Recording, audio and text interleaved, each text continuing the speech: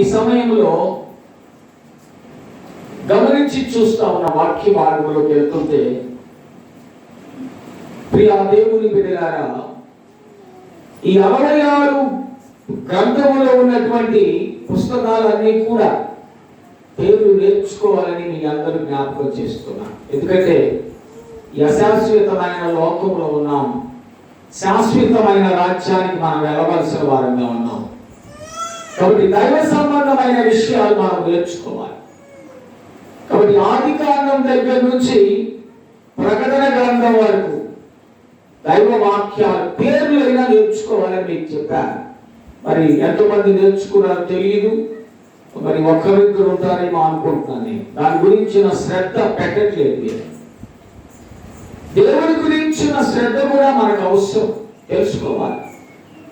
అందుకని ప్రియ దేవుని బిడ్డలారా, ఈ 66 గ్రంథాలలో మొట్టమొదట మనం చూస్తూ ఉంటే ధర్మశాస్త్ర గ్రంథాలు అంటారు. ధర్మశాస్త్ర గ్రంథాలు 5 గ్రంథాలు ఉంటాయి. ధర్మశాస్త్రం ఆది కాండము దగ్గర నుంచి నిర్గమాకాండము, లేవ్యాకాండము, సంఖ్యాకాండము, ద్వితీయోపదేశ కాండం నేర్చుకోవాలి. ఇంగ్లీష్ మీడియం పిల్లలు ఉన్నారు, బాగా మీరు ఇంగ్లీష్ మీడియంలో నేర్చుకోవాలి. Genesis to Deuteronomy, exodus, Leviticus, numbers and Deuteronomy. దీన్ని పెంటాట్యూక్ అంటారు. 5 తోరా గ్రంథాలు అంటారు. దైవ విషయాలు మనం చూస్తుంటే ఈ 5 గ్రంథాలు మోషే రాశాడని చెప్తుంది. మోషే, దైవజనుడైన మోషే రాసినటువంటి 5 గ్రంథాల్లో 2వ గ్రంథాన్ని మనం ఈ రోజు ధ్యానం చేయబోతున్నాం. ఇది బైబిల్లో 2వ పుస్తకం. ప్రియమైన దేవుని బిడ్డలారా, యేసేపు మరణ నుండి ప్రారంభమై ప్రత్యక్ష గుడారము వరకు మరి చరిత్ర వ్రాయబడినట్లుగా మనం చూస్తా ఉన్నాం. ప్రియమైనటువంటి దేవుని బిడ్డలారా, ఈ నిర్గమాకాండములో ఇంకా మనం గమనించి చూస్తూ ఉంటే ఏమిటి ఈ నిర్గమాకాండం అంటే, మనం చూస్తూ ఉంటే గ్రీకు భాషలో బయలు వేడలుట. ప్రియమైనటువంటి దేవుని బిడ్డలారా, వేడలి పోవుట, ఇంకా మనం చెప్పాలంటే బయటకు వెళ్ళుట. 430 సంవత్సరాలు 70 మందితో ఇశ్రాయేలు కుటుంబం ప్రారంభించబడింది. 70 మందితో ఎంత దాకా పెరిగిందంటే, ప్రియమైన దేవుని బిడ్డలారా, లక్షల్లోకి వెళ్ళిపోయింది. లక్షల్లోకి అక్కడ మనం గమనించి చూస్తూ ఉంటే, ప్రియమైన దేవుని బిడ్డలారా, ఎన్నో లక్షల్లోకి వెళ్ళిపోయిన ఈ యొక్క విషయాలు మనం గమనించి చూస్తూ ఉంటే ఎంతో అభివృద్ధి చెందారు ఇశ్రాయేలీయులు. 430 సంవత్సరాలు బానిసలుగా జీవించారు. ప్రియమైన దేవుని బిడ్డలారా, ఇలాంటి ఇశ్రాయేలు జీవితాన్ని మనం గమనించి చూస్తూ ఉంటే ఈ యొక్క నిర్గమాకాండములో దగ్గరగా 40 అధ్యాయాలు రాయబడ్డాయి.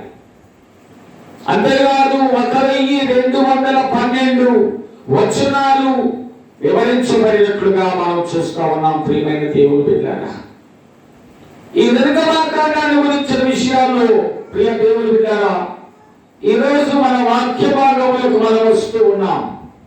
ఏమి తెలుస్తుంది? ఈ రోజు ఈ నిర్గమాకాండం మనం చదవడం వల్ల మనకి ఇవ్వబడిన అంశాన్ని మనం చూస్తూ ఉంటే 3 విషయాలు ఉన్నాయి. 2 విషయాలు మనం తెలుసుకోవాల్సినవి. 3వ విషయం ఈ రోజు జ్ఞానాంశం. ఆ 3వ విషయాన్ని మనం తెలుసుకోవాలంటే మొదటి 2 విషయాలు కూడా తెలియాలి. ఏమిటి మొదటి 2 విషయాలంటే, ఫరో ఇశ్రాయేలీయులను తరుముతా. చెప్పండి, ఫరో ఇశ్రాయేలీయుని తరుముతున్నాడంట. రెండవ మాట ఏమిటంటే, ఇశ్రాయేలీయులు మోషే వైపు తిరుగుతున్నారు వారిని జ్ఞాపకం చేస్తున్నాడు. ప్రియమైనటువంటి దేవుని బిడ్డలారా, ఇశ్రాయేలీయులు మోషేపై తిరుగుబాటు చేస్తున్నారు. రెండో మాట, ఈరోజు అనుభవం అది జ్ఞాపకం చేస్తున్నాడు. మూడవ మాట, దేవుడంతా ఎర్ర సముద్రమును పాయలుగా చేసి ఇశ్రాయేలీయులను నడిపించాడు. ఈ మూడు అనుభవాల్లో మనం గమనించి చూస్తా ఉంటే ప్రియ దేవుని బిడ్డలారా, మన దేవుడు గొప్ప దేవుడు. మన దేవుడు గొప్ప రక్షణ మనకు అనుగ్రహించాడు. ఈ పాత నిబంధన ధ్యానంలో మనం చూస్తూ ఉంటే ఇశ్రాయేలు జీవితంలో భయపడుతూ ఉన్నారు. వాక్య భాగంలో ప్రకటన ఒకసారి 14వ అధ్యాయంలోకి వెళ్తుంటే 1 నుంచి 9 వచనాల ధ్యానాంశములు కొన్ని విషయాలు మీ ముందు ఉంచాలని నేను ఆశపడుతున్నాను. 1 నుంచి 9 విషయాలు మనం చూస్తూ ఉంటే, ఇశ్రాయేలీయులు ఐగుప్తు దేశమును విడిచి పారిపోవుచున్నారని ఐగుప్తు రాజు, ఎవరమ్మా ఐగుప్తు రాజు? ఫరో విని ఇశ్రాయేలీయులను తరిమి పట్టుకొన ప్రయత్నించెను. ప్రియమైన దేవుడు బిడ్డలారా, ఇది మొట్టమొదట. ఇశ్రాయేలీయులు దేవుడు విడిపిస్తే వారు వెళ్ళిపోతున్నారని తెలిసింది రాజుగారికి. రాజుగారు వెంటనే ప్రణాళిక కలుగుతున్నారు. వాళ్ళని తరిమి పట్టుకోవాలంట.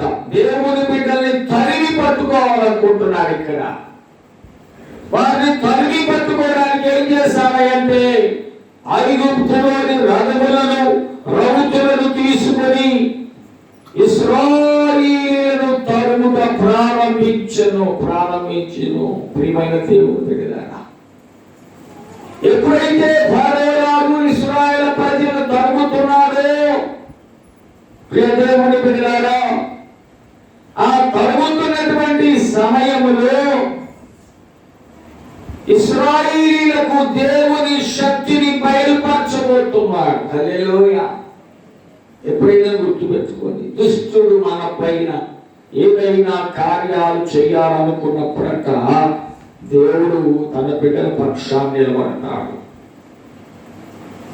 ఆ యుద్ధ యోధులు తీసుకొని ఫరో ఇశ్రాయేలు తరుముతున్నాడంట. ఇశ్రాయేలు తరుముతున్నాడు కానీ నేను యెహోవా దేవునితో యుద్ధము చేయుచున్నానని అనుకోరా. ఎవరి మీద యుద్ధం చేస్తున్నాడండి? యెహోవా దేవుని మీద యుద్ధం చేయాలనుకుంటున్నాడు ఫరో. ఇశ్రాయేలుని విడిపిస్తున్న దేవుడు ఎవరు? యెహోవా దేవుడు. యెహోవా దేవుడు 430 సంవత్సరాలు బానిసలుగా బ్రతుకుతున్న వారిని విడిపిస్తుంటే ఆ యెహోవా దేవుని శక్తి తెలియక ఈ ఫరో అంట, ప్రియమైన దేవుని బిడ్డలారా, వారు తరుగుతున్నారంట. యెహోవా దేవుడు యుద్ధము చేయబోతున్నాడని తెలియలేదు. ప్రియమైన దేవుని బిడ్డలారా, అంతేకాదు దేవునితో యుద్ధము చేసి ఎవరు గెలవగలరు, ఎవరు విజయము సాధించగలరు? అందుకని ప్రియమైన దేవుని బిడ్డలారా, ఆ యొక్క ఎర్ర సముద్రము దగ్గర దిగి ఉండగా ఐగుప్తీయులు వారిని సమీపించను. వీళ్ళు తప్పించుకొని వచ్చేస్తున్నారు. సముద్రం ఇంకా దాటలు, వెనక గుర్రాలతో రథాలతో చక్కా వస్తున్నారు. వీళ్ళందరినీ బలి చేయాలని. అలాంటి సమయంలో ఇట్లా వెనక్కు చూచారు. వెనక్కు చూస్తే రథాలతో వేల మందితో వస్తున్నారు ఫరో. అప్పుడు ఏం కలిగిందంటే, రెండోది ప్రియులారా, ఇశ్రాయేలీయుల రెండో మాట, ఇశ్రాయేలీయులు భయభ్రాంతులయ్యారు. మానవులు కదా, దేవుని శక్తిని మర్చిపోయారు ఇశ్రాయేలీయులు కూడా. 430 సంవత్సరాలు బానిసలుగా బ్రతుకుతే ఆయన విడుదల చేస్తే వీళ్ళంతా భయపడిపోతున్నారు, భయభ్రాంతులయ్యారు. మళ్ళీ ప్రార్థన చేస్తున్నారు, దేవుడా దేవుడా దేవుడా. పైపెచ్చు వారిని విడిపించి తీసుకొస్తున్న మోషేపై తిరుగుబాటు చేస్తున్నారు. ఏమయ్యా మోషే, ఆరుగా ఐగుప్తులో ఉండేవారు కదా, అక్కడ సమాజం లేవని ఈ అరణ్యములో దిక్కులేని చావు పొందటానికి మమ్మల్ని తెచ్చావా? ఏ దిక్కుమాలి వారుగా మేము చచ్చిపోయే కన్నా ఆ ఐగుప్తులోనే బానిసలుగా బ్రతుకుతున్న వారుగా చచ్చే కన్నా ఎంత విశ్వాసం! ఇశ్రాయేలు జీవితంలో అవిశ్వాసం, అడుగడుగు అవిశ్వాసం కనపడుతుంది. క్రైస్తవ వినలాగా ఈరోజు అవిశ్వాసాన్ని విడిచిపెట్టాలి. గుర్తుపెట్టుకోండి, సాతానుడు కలవర పెడతారు అంతే. వాడు కలవర పెట్టినప్పుడు దేవుని బిడ్డలకు దేవుని శక్తి తోడై ఉంటుంది, దేవుని కాపుదల ఉంటుంది, దేవుని కృప ఉంటుంది. నేను భయపడాల్సిన పని లేదు. మాకు దేవుడు ఉన్నాడు అనుకోవాలి. అప్పుడు ఎవరికోతే మరి మాకు అరుది భక్తులు అంటారు, కారాంధకారపు సంచరించినను అపాయమునకు భయపడను. రెండో అనుభవం నేను చెప్తున్నాను. మేము బానిసలుగా ఉండేవారు కదా అని మోషేను నిందించుచున్నారు. బానిసత్వములో నుండి తీసుకొచ్చి స్వేచ్ఛా స్వతంత్రాన్ని ప్రతిపాదిస్తే వారికి చిన్న సమస్యలు రాగానే బలహీనమైపోతున్నారు. ప్రియమైన దేవుని బిడ్డలారా, ఈ నూతన జీవితంలోకి వచ్చిన తర్వాత వచ్చే సమస్యను ఎదుర్కోవాలి. లోకములో ఉన్నప్పుడు, చీకటిలో ఉన్నప్పుడు, పాపములో ఉన్నప్పుడు మన కష్టాలు బాగా తెలియవు. నీవు వాటిని విడిచిపెట్టావు, దేవుడి దగ్గరికి వచ్చావు, ప్రార్థన చేసుకుంటున్నావు, బైబిల్ చదువుకుంటున్నావు, దేవుడు నీకు తోడుగా ఉన్నాడు, రక్షణలో నడుస్తున్నావు. ఇప్పుడు నీకు కొన్ని శోధనలు వస్తాయి. ఇశ్రాయేలుకి వచ్చినట్టు నీకు కూడా కొన్ని శోధనలు వస్తాయి. వచ్చినప్పుడు నీవు దిగులు పడకూడదు. వచ్చే ప్రతి సమస్య కూడా దేవుని సన్నిధిలో పెట్టుకొని ముందుకు వెళ్ళాలి. దేవుని శక్తిని చూచి కూడా వీళ్ళు ప్రార్థన చేద్దాం, ప్రార్థన చేయటం కాదు. చాలాసార్లు మనము ఓక ప్రార్థన చేయటం కాదు, ప్రార్థన చేసిన తర్వాత పనిని ప్రారంభించాలి. అంతేగాని ఇంకా భయపడతా దేవా దేవా దేవా అంటున్నారు. ప్రార్థించవలసిన సమయంలో ప్రార్థించాలి. దేవుని పని ప్రారంభించబడిన తర్వాత మనం నడుచుకుంటూ వెళ్ళాలి. ఇది ముందుకు వెళ్ళడానికి ఇష్టపడట్లా, దేవుడా దేవుడా దేవుడా అని మొదలుపెడుతున్నాం. అందుకని ప్రియమైనటువంటి దేవుని బిడ్డలారా, శత్రువులను చూసి భయపడుతున్నారు. నిలకడైన విశ్వాసం లేదు వారి జీవితంలో. దేవుని శక్తిని శంకిస్తున్నారు. దేవుని మీద ఆధారపడట్లేదు. అదే గుర్తు, దేవుని మీద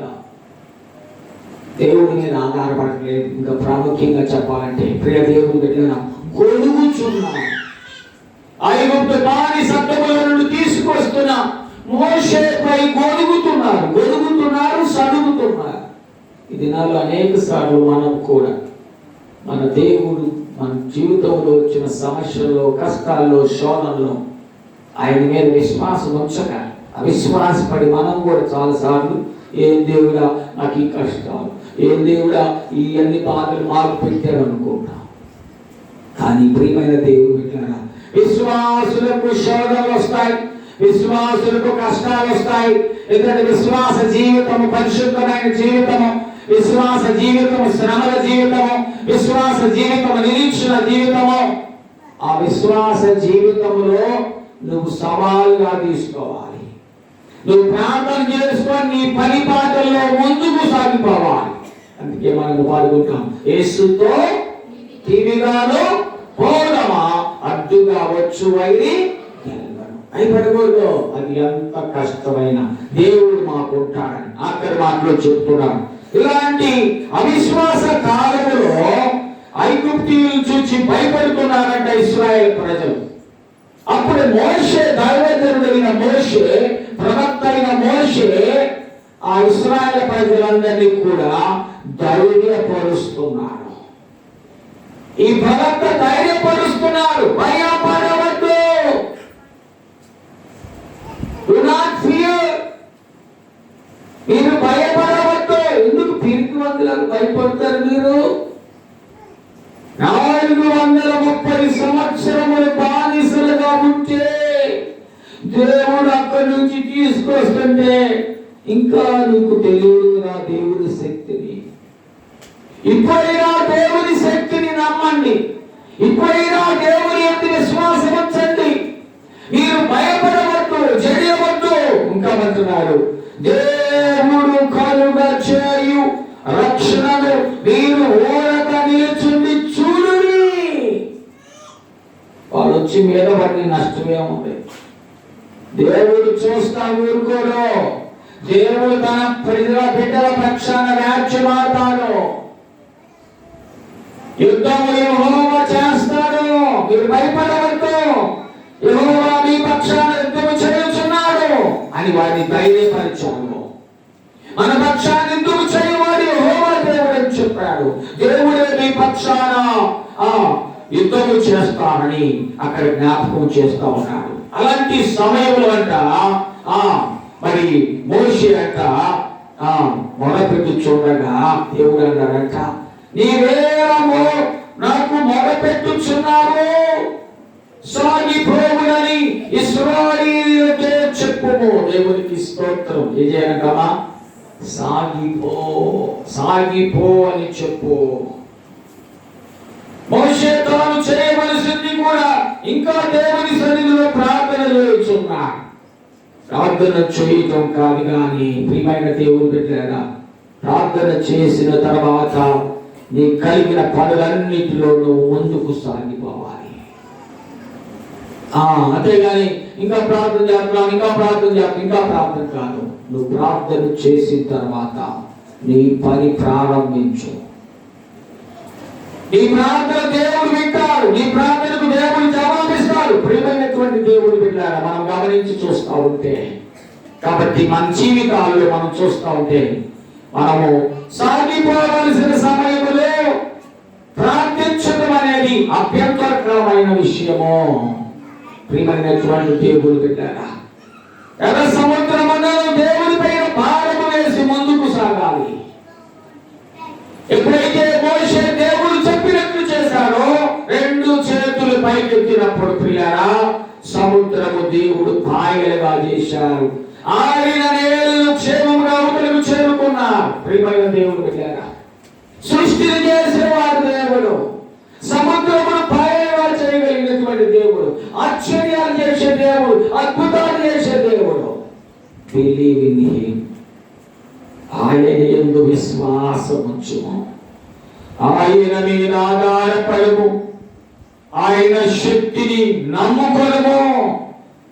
సొంత బలమును ఆధారము చేసుకుని తరుముకొస్తున్న ఐగుప్తీయుల జీవితాలు మనం చూస్తూ ఉంటే ప్రియులారా, ఎర్ర సముద్రములో మరణించారు. ప్రియమైన మునిగిపోయారు. ప్రియమైన దేవుడు బిడ్డలారా, నీ జీవితములో నా జీవితంలో ఈ రోజు గుర్తించాలి. నీవేదైనా ఒక పని చేయాలన్నప్పుడు ప్రార్థన చేసుకొని సాగిపో, ఆగిపోకూడదు. ఒక యవనస్తుడు నాకు గుర్తొస్తూ ఉన్నాడు. యూనివర్సిటీలో ఇంటర్వ్యూ జరుగుతూ ఉంది ఒక ప్రొఫెసర్ పోస్ట్కి.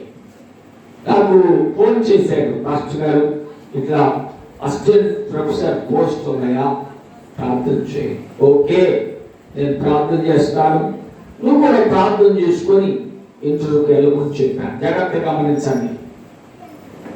రాత్రంతా ప్రార్థన చేసుకున్నాడు. ఉదయకాలం 11 గంటలకి యూనివర్సిటీలో ఇంటర్వ్యూ. ఈ అబ్బాయి ఏం చేస్తున్నాడు? రాత్రంతా చేసుకున్నాడుగా, నేను చేస్తున్నాడుగా, ఇంటర్వ్యూకి వెళ్ళాడుగా. ఎలా? ఇంట్లో కూర్చొని తెల్లారి 2, 3 సాయంత్రం 5 దాకా ప్రార్థన చేస్తున్నాను అన్నాడు. తెల్లారి ప్రార్థన చేస్తున్నాను అన్నాడు. నేను సాయంత్రం 5 ఈ బాబుకి ఏమైందా, ఉద్యోగం కొరకు కూడా ప్రేయర్ చేశాడు కదా అని ఫోన్ చేస్తే, మాస్టర్ గారు ప్రార్థన చేసుకుంటున్నాను అన్నాడు. ఇదేంటో బాబు, ప్రార్థన చేసుకొని ఇంటర్వ్యూకి వెళ్ళాలి కదా. దేవుడి ఇంకొక కార్యం చేశాడు. ఆ రోజు ఆ కమిటీలో ఎవరో ఒక సభ్యుడు రాలేదంట. ఈ బిడ్డ కోసం అది వాయిదా. నేను సాయంత్రం యూనివర్సిటీ ప్రొఫెసర్కి ఫోన్ చేస్తే, మరి మీరు చెప్పిన క్యాండిడేట్ రాలేదండి మాస్టర్ గారు అన్నారు. వాళ్ళు రాలేకపోయాడు సార్ అంటే, వాళ్ళ అదృష్టం ఏంటో ఇవాళ వాయిదా పడింది, ఎల్లుండి ఉంది రమ్మన్నాడు. ఏం చేశాడు? ప్రార్థించుకొని మనము సాగిపోవాలి, మన పని మీద పెట్టాలి. ఒక ఇల్లు స్థలం కొన్నాం, ప్రార్థన చేసుకొని కొనండి. ఒక పొలంలో విత్తనాలు నాటుతున్నాం, ప్రార్థన చేస్తా ఉంటే విత్తనాలు ఎప్పుడు నాటుతాం? సంవత్సరం తర్వాత నాటుతారా? ఇక్కడ కూడా ఇశ్రాయేలు జీవితాల్లో మనం అదే చూస్తున్నాం. దేవుని సన్నిధిలో ప్రార్థన చేసుకుంటే చాలు. మీరు ప్రార్థన చేయనప్పుడు అవి జరిగినవని నమ్ముని. ఇంకా నమ్మబోయాక నీకేముంది? విశ్వాసంతో నమ్మి ప్రార్థన చేయి. ఎప్పుడైతే ప్రార్థన చేసుకుని వెళ్తావో నీ పక్షాన దేవుడు అక్కడ వ్యాఖ్యం ఆడతాడు, ఆయన నిలబడతాడు. కనుక ప్రియమైన దేవుడు బిడ్డలారా, ఈరోజు మోషే ఇశ్రాయేలు ప్రజల్ని ధైర్యపరుస్తున్నాడు. ఈరోజు దేవుడు నిన్ను నన్ను కూడా ఒకవేళ అవిశ్వాసంలో ఉన్నామేమో, దేవుని శక్తిని ఆశ్రయించలేకపోతున్నామేమో, శ్రమలు, శోధనలు, కష్టాలు, నిందలు వచ్చినప్పుడు అయ్యో నేను ఎలా విడుదల పొందుతానని భయపడుతున్నామేమో, భయపడకుము. యెహోవా నీ పక్షమున యుద్ధము చేయును. కాబట్టి మనం కూడా దేవుడు మన పక్షాన ఉండాలని, ధైర్యము కలిగి ఉండాలని ఈ దినము ప్రభు మనతో చెప్తున్నాడు. యేసుతో తీవిగాను పోదమా, అడ్డుగా వచ్చు వైరి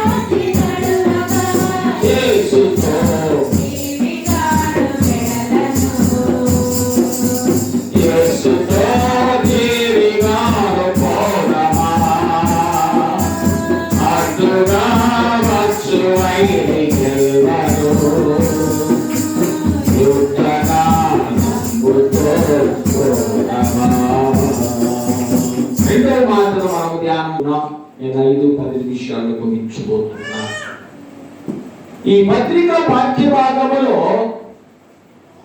శ్రమల ఆవశ్యకత జ్ఞాపకం చేస్తున్నాడు. శ్రమల ఆవశ్యకత. యేసుక్రీస్తు ద్వారానే సమస్తము జరుగుతున్నది. ప్రియమైనటువంటి దేవుని బిడ్డలారా, ఆయన ద్వారానే అనేకులు మహిమ పొందబోతున్నారు. అందుకే హెబ్రీయులకు రాసిన పత్రిక 12:2 ఏమంటారమ్మా? సెలవులా చిక్కులు పెట్టు, పాపములు విడిచిపెట్టి విశ్వాసములకు కర్తయు యేసు వైపు చూచుచు మనలో ఉంచబడిన పందెముతో ఓపికతో పరిగెత్తుదుము. గమనించండి, క్రైస్తవ జీవితం అంటే శ్రమల జీవితం. యేసయ్య శిలువ శ్రమలు గుర్తు రావాలి మనకి. ఆ శిలువ వైపు చూడాలి. ప్రతి ఇంటిలో శ్రమలు ఉన్నాయి. చెప్పండి, మాకు అసలు శ్రమలే లేవు పాస్టర్ గారు. శ్రమలు లేని మనుష్యులు లేరు.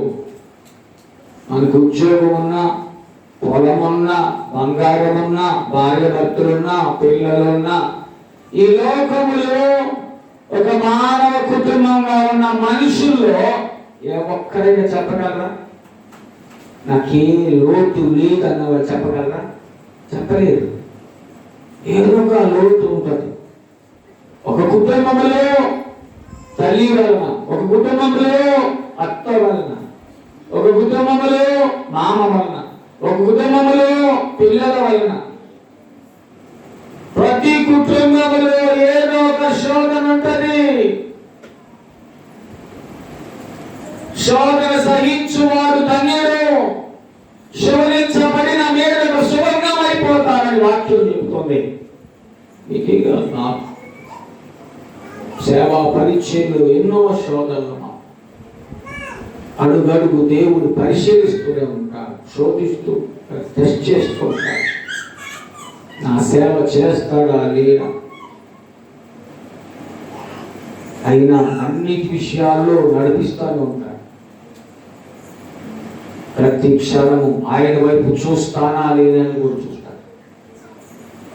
అందుకని ఈ శోధన వచ్చినప్పుడు మన కొరకు యేసయ్య శ్రమలను అనుభవించాడు, మనకు మహిమా మార్గం చూపించాడు. మన కోసం దేవుడు తన కుమారుడిని యేసయ్యని లోకములో మనకిచ్చాడు. ఆయన శ్రమల ద్వారా, ఆయన మరణం ద్వారా, ఆయన కార్చిన రక్తము ద్వారా మనందరికీ రక్షణ దొరికింది. కాబట్టి ప్రియమైన దేవుడు బిడ్డలారా, ఈ శ్రమలు, మానవాళి శ్రమలు, శోధనలు ఇవన్నీ కూడా గుర్తొచ్చినప్పుడు ప్రభు వైపు చూడాలి. శిలువలో వేలాడుతున్న యేసు వైపు చూడాలి. ఆయన చేతులలో మేకులు, ఆయన ప్రక్కలో బలపు పోటు, ఆయన విపత్తు నాపై చాటు వలె దున్నపడినవి. కరుణామయుడి సినిమా మనం చాలా మంది చూచాం. ఈ మధ్య కాలంలో రాలేదనుకుంటా. ఆ సినిమా చూచిన వారు ఎవరైనా ఏడవని వారు ఉంటారా? కదిలింది కర్ణరాగం అనగానే ఒక లారీ నీళ్లు పట్టుకుంటే కదా, యేసయ్యను గుర్తు చేసుకోవాలి. ఆ మూల కిరీటము ధరించబడిన ప్రభు, ఆ కొరడాలతో కొట్టబడుతున్న ప్రభు, ఆ గావం అంతా 50 గ్రాముల నుంచి 100 గ్రాములు చీల్చుకొచ్చిందంట. అట్లా కొట్టగా ఎన్నిసార్లు చీల్చుకొచ్చిందో. నీ కొరకు రక్తాన్ని చిందించిన ప్రభు వైపు చూచినప్పుడు నీవు సాతానుపై జయము పొందుతావు, అపవాది మీద జయము పొందుతావు, ఈ లోకాన్ని కూడా జయిస్తావు. ఆయన శ్రమలను గుర్తు చేసుకొని, ప్రభువా నా కొరకే కదా, నా పాపాల కొరకే కదా ఈ రకంగా నీవు రక్తాన్ని చిందించావని ప్రభు వైపు చూడాలి.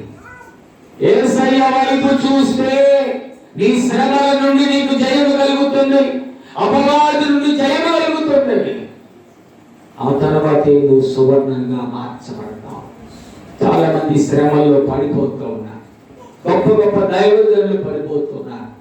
మరి కేపాల్ అని ఒక గొప్ప దైవ సేవకుడు ఒకప్పుడు ప్రతి మండలంలో, ప్రపంచంలో 2వ విమానం ఎక్కినవాడు, 200 దేశాలు తిరిగినవాడు, పెద్ద పెద్ద ప్రెసిడెంట్లు కాళ్ళకు నమస్కారాలు చేశారు.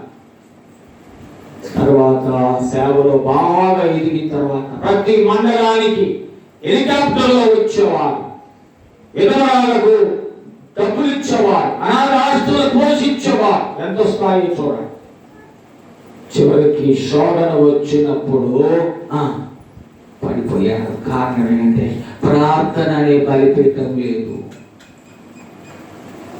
ఆ సమయంలో దేవుణ్ణి అడిగారు, ఇంత గొప్ప దైవజనుడు, నేను కూడా కొత్త గ్రౌండ్ లో ఆయన సభలు పెట్టినప్పుడు ఒక సభ్యుడుగా ఉన్నా. ప్రభువా ఎంతగా హెచ్చించావో ఆ దైవజనుడిని. ఎంత కటౌట్లు అండి, అంత కటౌట్లు కట్టారు ఆయన కోసం. కోట్ల రూపాయలు ఉంటాయి ఆయన కోసం. అలాంటి వారు దిగజారిపోయినప్పుడు ఆయన ఏం చేశాడంటే తిరుగుబాటు కార్యక్రమాలు చేశారు. ఆయన చేయాల్సింది అది కాదు, శిలువ వైపు చూడాలి. తను ఎంతో మందిని అయితే ప్రేమిస్తున్నాడో, పోషిస్తున్నాడో, ఊరు సభలు పెట్టి అమ్మా నాకు శోధన వచ్చింది, మీరందరూ ప్రార్థన చేయండి అని కోరుకుంటే మొదటి స్థితి కన్నా పైనుంచేవాడు. అంతేకాకుండా ఆయన ఏం చేశారంటే ప్రార్థన విడిచిపెట్టాడు, తిరుగుబాటు మొదలుపెట్టాడు. ఇంత గొప్ప స్థాయిలో ఉన్న నన్ను మీరు నేనంటే ఏంటో తెలుసా అనుకున్నాడు. మనమంటే ఏం లేదు, నథింగ్. మనము మంచి వారము, ఏ యోగ్యత లేని వారము. దేవుని పాదాలు గుర్తుకోవాలి. శోధన వచ్చినప్పుడు, కష్టాలు వచ్చినప్పుడు, బాధలు వచ్చినప్పుడు దేవుని పాదాల దగ్గర మనకు ఆశ్రయం దొరుకుతుంది. కనుక ప్రియమైన దేవుని బిడ్డలారా, నీ జీవితంలో, నా జీవితంలో ఎందుకు నువ్వు శోధన జయించలేకపోతున్నావు? ఎందుకు ఇంకా ఆ ఊపిలో ఏమంటున్నావు అంటే కారణం ఏంటంటే నువ్వు దేవుని వైపు చూడట్లేదు, యేసు శిలువ వైపు చూడట్లేదు, ఆయన గాయాల వైపు నువ్వు చూడట్లేదు, ఆయన సన్నిధిలో కన్నీరు కార్చట్లేదు. కాబట్టి నీ జీవితం, నా జీవితంలో ఎవరికైనా శ్రమలు వచ్చినప్పుడు నువ్వు ఆయన వైపు చూడు. ఆయన వైపు చూడగా వారికి వెలుగు కలిగను. ఎవరిని ఆశ్రయించుద్దండి? నీ ఇంటిలో మోకరించి యేసయ్య వైపు చూడు. ఆయన గాయాల వైపు చూడు, ఆయన ముళ్ళ కిరీటం వైపు చూడు, ఆయన మోకాలు కాళ్ళ వైపు చూడు. శీలలో ఎప్పుడైతే ఆయన వైపు చూస్తావో నీకు ఆయన మహిమ నీ మీదకి వచ్చింది, ఆయన శక్తి నీ మీదకి వస్తుంది, ఆయన ప్రభావం నీ మీదకి వచ్చినప్పుడు ఈ లోకాన్ని జయిస్తావు, ఈ కష్టాలు జయిస్తావు, ఈ సమస్యలు జయిస్తావు, ఈ శోధన జయిస్తావు. ఆయన పాదాల దగ్గరే మనకు శరణం దొరుకుతుంది. నీ రూపము నాలు నిర్మించి ఉన్నావు, నీ పోలికలో నివసించా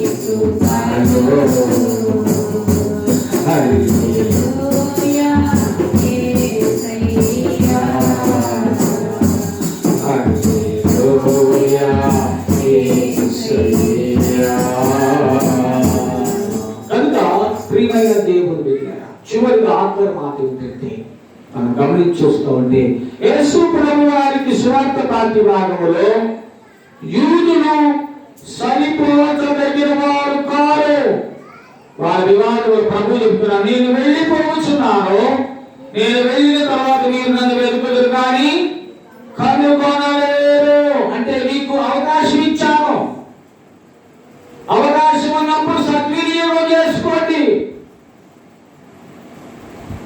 అవకాశం పోయిన తర్వాత మీరు ఏం చేస్తారు? ప్రియమైన దేవుని బిడ్డలారా, కొన్నిసార్లు అవకాశం వస్తాయి, మనం తిరిగి రాము. కాబట్టి యేసు ప్రభు రక్షకుడని అంగీకరించడానికి మీకు ఇప్పుడు అవకాశం వచ్చింది, వినియోగించుకోండి. కావడం లేదు, రేపు నమ్ముకుందాం, ఎల్లుండి నమ్ముకుందాం. ఈ లోపు ఏదైనా జరిగితే, ఒక సహోదరుడు ఇట్లానే చెప్పారు, పోలీస్ డిపార్ట్మెంట్లో ఉండేవా, బాగా అన్ని అలవాట్లు ఉన్నాయి, త్రాగుడు, తిరుగుడు. నేను చెప్తూ ఉన్నాను, నేనంటే పాస్టర్ గారి ఇష్టం బాగా. వెస్ట్ ప్యారిస్ లో 7 సంవత్సరాలు పనిచేసినప్పుడు నా దగ్గరికి వచ్చేవారు, అయ్యా చిన్న ప్రార్థన చేయి. నాకు ఎందుకు అనుమానం వచ్చి ఆయన రూపం అన్నీ చూసి, అయ్యా మీరు కొంచెం మార్పు చెందాలి, నాకేదో అనుమానం ఉంది, దేవుడు ప్రేరణ చెప్పాడన్నా. నిజమే పాస్టర్ గారు చెప్పింది సత్యమే, నేను త్రాగుబోతుని, తిరిగిపోతుని, భార్య బిడ్డలు సరిగ్గా చూడలేదు, డబ్బంతా వ్యసనాలతో ఉన్నాను అన్నాను. అయ్యా నీకు శ్రమ రాబోతున్నాయా, నాకెందుకు ప్రేరణ, నువ్వు నమ్ముకోయా, నమ్ముకుంటాను పాస్టర్ గారు, నీ దాన్ని భారీగా వేసుకుంటాయి. ఒక 4-5 నెలలు అయిన తర్వాత కాళ్ళు చేతులు పక్షవాతం వచ్చేసింది. దేవుడు మనకు ఇచ్చిన సమయంలో వినియోగించుకుంటే, తన పాపమంతా దేవుని దగ్గర ఒప్పుకొని విడిచిపెట్టుకుంటే, యేసు రక్తంతో కడుక్కుంటే ప్రభు స్వస్థతిచ్చేవాడేమో. అందుకే ప్రసంగి రాసిన గ్రంథంలో అంటాడు, నీ భార్య దినమునందే నీ సృష్టికర్తను స్మరణకు తెచ్చుకో. నువ్వు మంచంలో పడిన తర్వాత కాదు, కళ్ళంతా పోయిన తర్వాత మనం సేవ చేస్తే కాదు. నేను ఎప్పుడు దేవుని స్తుతిస్తూ ఉంటాను.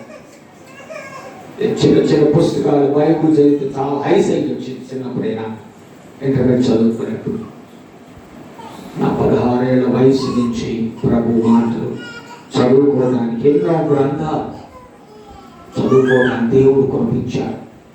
ఎంతో ధనిగా నేను ఎంతో సంతోషిస్తాను.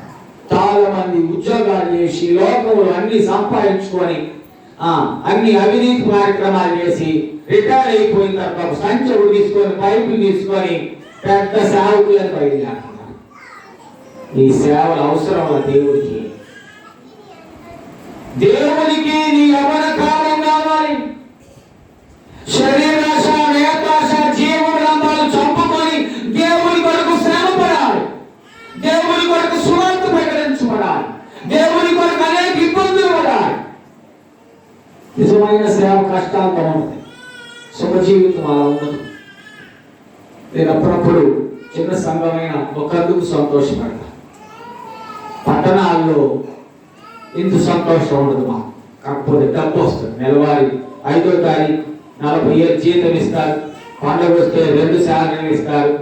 5వ తారీఖు డబ్బు చెక్కు పడుతుంది. కానీ ఇట్లా మీలాగా పాల్గొనడానికి మరియమ్మ గారు వచ్చి ఒక తోటకూర దాటానికి, ఒక కొబ్బరికాయ దాటానికి ఏముండదు. ఆ ప్రేయర్ రోజు పిలుస్తారు, మంచి పలావు పెడతారు, ఒక 2-3 వేలు డబ్బులు ఇస్తారు. అంతే. ఇంకా అలాగే నాకు సంబంధం ఉండదు. అందుకు ప్రియమైన దేవుని బిడ్డలారా, నేను గుర్తు చేసుకున్నా. కాబట్టి స్వార్థ పరిచర్య ప్రేమతో కూడిందిగా ఉంది పల్లెటూరు గ్రామాల్లో, ఆదరణతో కూడిందిగా ఉంది పల్లెటూరులో. కాబట్టి ఈ ఆఖరి మాటలో నేను మీకు గుర్తు చేస్తున్నాను. ప్రభువారు దేవుడు ఇచ్చిన సమయంలోనే వినియోగించుకోండి. నీ జీవితంలో శ్రమ వచ్చిన తర్వాత నీవు రక్షణ పొందలేవు. కష్టం వచ్చిన తర్వాత రక్షణ పొందలేవు. నేను వెలుచున్నాను అంటుంటే తండ్రి మహిమలో ప్రవేశం వచ్చామని చెబుతున్నారు. అంటే వీరు చంపుకుంటారా? చంపుకోవడం కాదురా బాబు. మీరందరూ మారు మనసు పొందండి. మీరందరూ నన్ను నమ్ముకోండి. మీ పాప జీవితాలు విడిచిపెట్టండి. రేపు రేపు రేపు అని వాయిదా వేయకండి. వాయిదా వేస్తే మధ్యలోనే చనిపోతారు. నేను చాలా మందిని చూసాను అలా శ్రమలు వచ్చేవారు. మణికుమార్ అని మాన్యం దగ్గర ఉంటారు. బ్యాంకులో జాబ్ చేస్తారు. పెద్ద రౌడీగా ఉండేవాడు అన్న. నేను ఇంటర్మీడియట్ చదివేటప్పుడు ఎస్సీ కాలేజీలో పెద్ద రౌడీ, అనిల్ రాజు అంటే పెద్ద రౌడీ గూండా. హాస్టల్లో లీడర్స్ ఆయన రౌడీ. కత్తులు తీసుకొని నరుగుతూ ఉండేవా. ఆ బ్యాచ్లో ఉండేవా. నా కళ్ళ ముందు తర్వాత అతను పోలీస్ డిపార్ట్మెంట్ తన తప్పు ఒప్పుకొని సరి చేసుకొని ఎట్లా మంచి ఉద్యోగం ఇచ్చాడు. తను చిన్నప్పటి నుంచి వాళ్ళ నాన్న కానిస్టేబుల్ అయితే బాగా కొట్టి డబ్బులను తీసుకెళ్ళేవాడు. ఫ్రాడ్ ఉంది. దేవుడు ఎక్కడ తల్లిదండ్రుల పట్ల జాగ్రత్తగా ఉండాలి. పిల్లలు ఉద్యోగం అయితే సంపాదించాడు, కానీ తన తల్లిదండ్రుల మీద ఎన్ని శాపాలు చేశాడు. ఒకరోజు మా సొంత గ్రామానికి చుట్టాలు వచ్చారు. ఇందులో రాళ్ళు దెబ్బలు. అప్పుడు నేను ఇంటర్మీడియట్ చదువుతూ ఉన్నా. చెప్పాను అబ్బాయికి, మణికుమార్, నువ్వు పెద్ద గోండా అనుకుంటున్నావు. మీ నాన్న రాడుతో కొట్టావు, తప్పదు శిక్ష. తన తండ్రిని దూషించిన వారి దీపము ఏమనుందండి చెప్పాలా? చదవలేదు బైబిల్లో? భయపడుతున్నారు. కారు చీకటిలో ఆరిపోను. ఎవరిని కొడతావు? 4 మాసాలు మోసి పెంచిన తండ్రిని తల్లిని కొడతావారు. అంటే నీకు కడుపు నిండా అన్నం పెట్టింది. అందుకేనా ఇట్లానే చెప్పాను. ఈరోజు మీతో ఎట్లా మాట్లాడుతున్నప్పుడు కూడా, నువ్వు పుట్టగానే నీ తల్లి ఇస్త్రీ రైలు కట్ట మీద పడేసి ఉంటే ఈరోజు ఇలా అయ్యేవాడు కాదు. జాగ్రత్త, తప్పు తెలుసుకో, సరి చేసుకో, క్షమాపణ పొందుకో. నీ తండ్రి కాళ్ళు పట్టుకొని ఏదో నీ బ్రతుకంతా. ఒకరోజు అమరావతి వెళ్ళి వస్తున్నాడు, యాక్సిడెంట్లో చనిపోయాడు. అబద్ధంగా సత్య సాక్ష్యం. జాగ్రత్త, తల్లిదండ్రుల యొక్క గౌరవం కలిగి ఉండండి. రక్షణ పొందల తర్వాత ఒకసారి ఇప్పుడు కలిశారు, పాస్టర్ గారు మా కోసం కూడా ప్రేయర్ చేయి, కనుక ఏ రోజు ఏం జరుగుతుందో తెలియదు, దినములు చెడ్డవి కనుక సమయమును పోనీయక మన జీవితాలు సరి చేసుకొని రేపు అనకుండా వాయిదా వేయకుండా అందరము కూడా మరి మోషే చెప్పినట్టు ఇశ్రాయేలు అవిశ్వాసులు ఉండకుండా దేవుని శక్తిని ఆశ్రయించి దేవుని మీద ఆధారపడి జీవించడానికి పరిశుద్ధాత్మ దేవుడు కొద్ది మాటలు దీవించరు గాక. ఆమె సమస్త జ్ఞానాలకు వచ్చిన దేవుని సమాధానం యేసుక్రీస్తు వల్ల మీ హృదయములకు తలంపులకు కావలి గాక. ఆమె దహబలి నీకు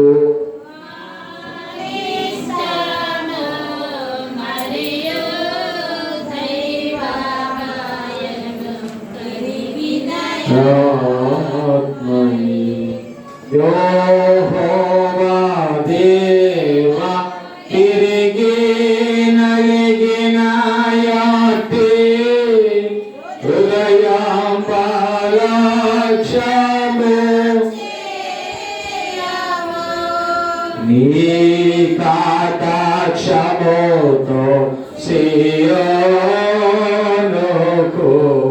నిపుడే నరుతోరను మేలు సేయు ప్రాకాటంబుగాను యెరూషలేమునకు ప్రాకారములను కట్టింపుము అంతటా నీతి యుక్త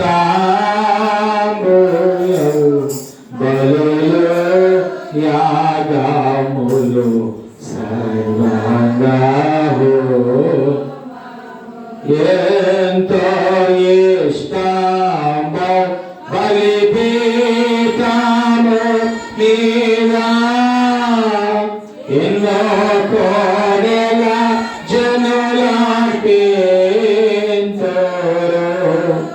దహన బలి నీకు మరియు దైవాలు